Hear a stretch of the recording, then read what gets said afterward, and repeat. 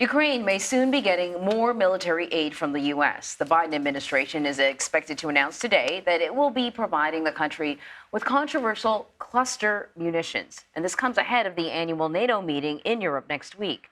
So Holly Williams is following all of this from London for us. Holly, good to see you again. We spoke a little bit earlier about these cluster munitions, but can we talk about, the impact that this could have on the war and why they're so controversial? Yeah, good morning, Anne-Marie and Ed. So US officials have confirmed to CBS News that an announcement's expected today, and the US will supply Ukraine with cluster munitions, reportedly thousands of them as part of a new military assistance package worth $800 million. It comes as Ukraine tries to break through Russian lines in its counteroffensive, and these cluster munitions will apparently be very helpful to the Ukrainians in doing that. Now, why is this controversial? Well, cluster bombs break apart midair and scatter smaller munitions over a wide area. Some of them do not explode initially, and they pose a deadly threat to civilians after the fighting, sometimes even years later. Now, the Pentagon claims that the cluster munitions the US is considering sending have a very low dud rate, making that threat much lower. It's important to point out that many of America's allies have banned cluster munitions, but the US has not. And there's evidence that both Ukraine and Russia have used cluster munitions in their ongoing conflict. Is the actual term low dud rate? Is that what you just said? They have a low dud rate.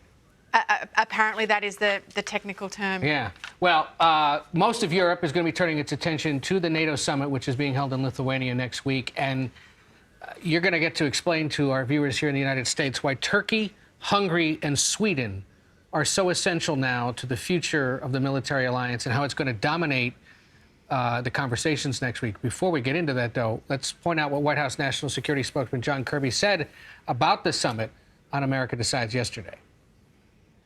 The president remains optimistic that they'll get in, that they will be the 32nd NATO ally to join, and we're looking forward to that. Very capable military.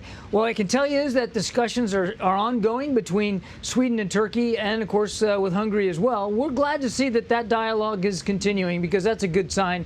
It means that they're beginning to try to work through some of these differences. I will let those countries talk to what those differences are and how close they might or might not be. But the president remains, as I said, very optimistic that Sweden will join. So Finland got in. Finland and its 800-mile border with Russia is in the alliance now.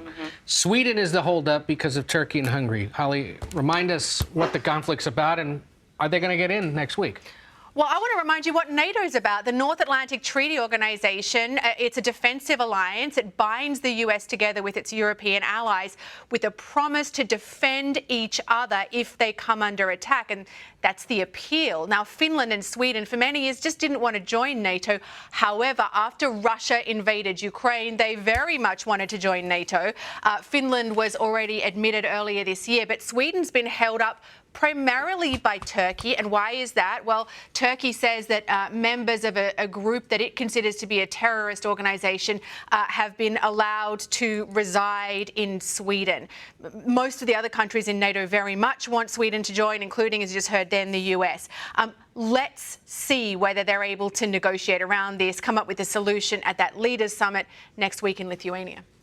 That's big priority for President Biden and obviously for the entire alliance. So we'll see whether they can get it done or not. Holly Williams, thank you so much. Thank you.